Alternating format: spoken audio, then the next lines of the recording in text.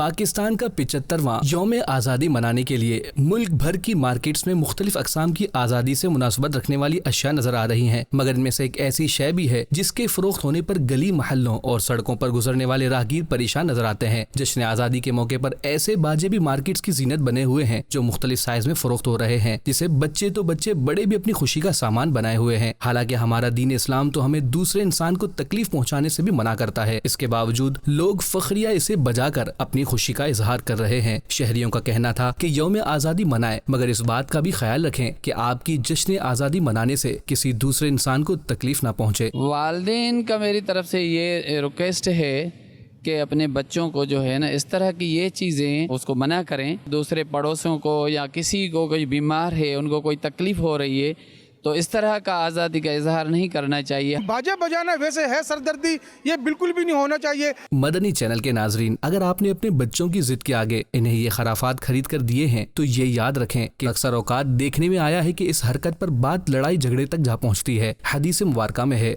इरशाद फरमाया, तुम लोगों को अपने शर से महफूज रखो, ये एक सदका है जो तुम अपने नफ्स पर करोगे।